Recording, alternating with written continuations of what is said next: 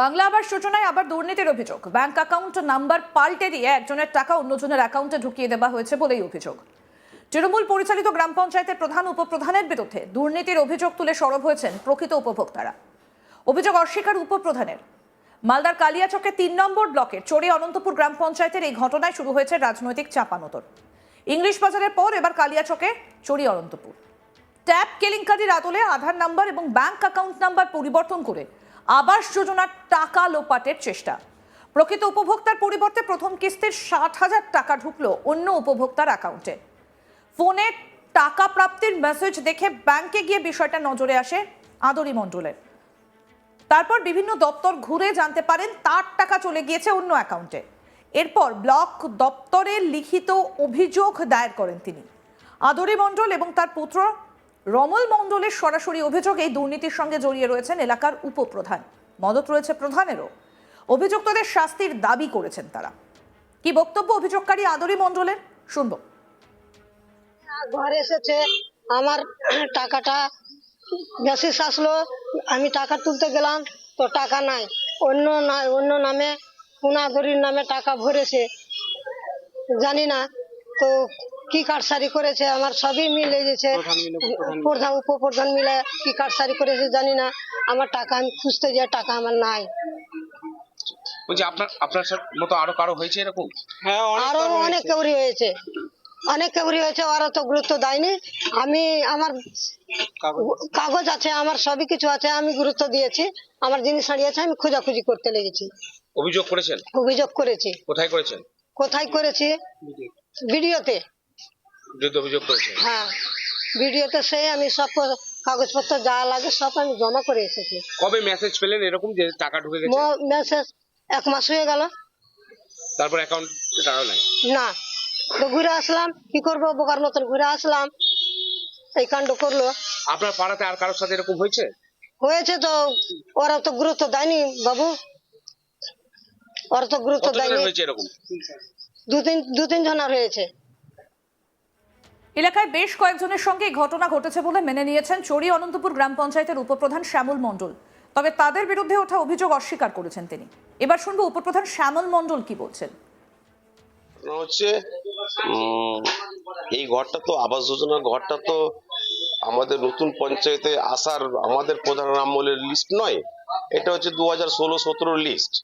2016-17 থেকে সরকার পক্ষ বিভিন্ন জায়গায় বিভিন্ন রকম সংস্থার মাধ্যমে ইনকোয়ারি করে আবাস যোজনায় যার সত্যি নাম আছে, যে পাওয়ার যোগ্য, টাকাটা তার নামেই যাবে।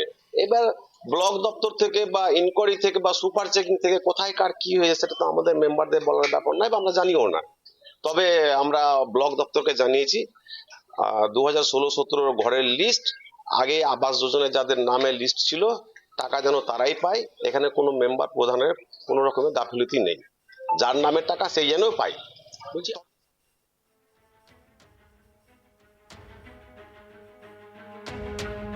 এ নিয়ে জেলা বিজেপির মুখপাত্র অম্লান ভাদুরী বলছেন, তৃণমূল পরিচালিত গ্রাম পঞ্চায়েতের একজনের অ্যাকাউন্টের টাকা আরেকজনের অ্যাকাউন্টে ঢুকিয়ে দেওয়া হয়েছে। এই ঘটনা নতুন নয়, তৃণমূল প্রথম থেকেই দুর্নীতি করে আসছে। মালদা জেলার হরিশ্চন্দ্রপুর, চাচল সহ একাধিক এলাকায় বন্যার টাকা যে অ্যাকাউন্টে যাওয়ার কথা ছিল সেখানে না গিয়ে অন্যের অ্যাকাউন্টে ঢুকে গিয়েছে। কি বলছেন অম্লান ভাদুরী, শুনবো। চড়ি অনন্তপুর গ্রাম পঞ্চায়েতে প্রধান এবং উপপ্রধানের উপরে অভিযোগ যে তারা আবাস যোজনার টাকা একজনের টাকা আরেকজনের অ্যাকাউন্টে দিয়ে দিয়েছে। এই ঘটনা তৃণমূলের নতুন না, এই দুর্নীতি তৃণমূল প্রথম থেকেই করে আসছে। আমরা হরিশ্চন্দ্রপুরের ক্ষেত্রে দেখেছি মালদা জেলায়, যে সেই সময় বন্যার ত্রাণের টাকা যাদের পাওয়া উচিত তাদের অ্যাকাউন্ট থেকে না গিয়ে সেটা বিহারের প্রচুর লোকের অ্যাকাউন্টে গেছে এবং তৃণমূলের নেতারা সেই টাকাটা আবার তুলে নিয়েছে। এইটা তৃণমূলের স্বাভাবিক ব্যাপার হয়ে গেছে। এরা কেবলমাত্র এই আবাস যোজনার টাকা না, এরা চাকরির টাকা, এরা জমি, সরকারি জমি দখলের টাকা, পুকুর ভরাটের টাকা, সমস্ত জায়গায় দুর্নীতি করছে এদের।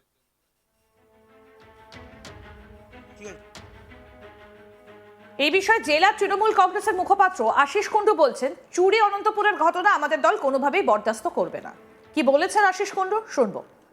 চরি অনন্তপুরের যে ঘটনাটা বললেন, এটা কোনোভাবেই আমাদের দল বরদাস্ত করবে না। কারণ কেন্দ্রের শত বঞ্চনার পরেও মুখ্যমন্ত্রী মমতা বন্দ্যোপাধ্যায় এই আবাস যোজনার টাকা বেনিফিশিয়ারির অ্যাকাউন্টে যাতে পৌঁছায় তার জন্য ব্যবস্থা করছেন। সেই টাকা নিয়ে যদি কেউ আত্মসাৎ করার চেষ্টা করে, তাহলে আমাদের ডিমান্ড থাকবে কঠোর থেকে কঠোরতম শাস্তি এর সাথে যারা জড়িত তারা যেন পেনালাইজড হয়। আমাদের প্রতিনিধি মিল্টন পাল কে প্রতিবেদন তুলে ধরেছেন, দেখব। আবাসের ঘরের টাকা আত্মসাতের অভিযোগ উপপ্রধানের বিরুদ্ধে। এমনই ঘটনা ঘটেছে মালদার চরি অনন্তপুর গ্রাম পঞ্চায়েতে, যেটা পরিবারের পক্ষ থেকে অভিযোগ করা হয়েছে যে এই এলাকায় বেশ কয়েকটি পরিবার রয়েছে যারা দুস্থ, যাদের দিন এনে দিন খেতে হয়। অর্থাৎ তারা বেশিরভাগই রাজমিস্ত্রির কাজ করেন, কেউ বা ভিন রাজ্যে কাজ করেন, আবার কেউ বা প্রতিনিয়ত চাষবাস করেই সংসার জীবন পালন করেন। মতো অবস্থায় তারা ঘরের জন্য আবেদন করেছিলেন, সেই ঘরের নামও আসে তাদের তালিকাতে, কিন্তু দেখা যায় যে অ্যাকাউন্টে তাদের টাকা ঢোকার কথা, প্রথম কিস্তির টাকা, সেই টাকাটা আসেনি।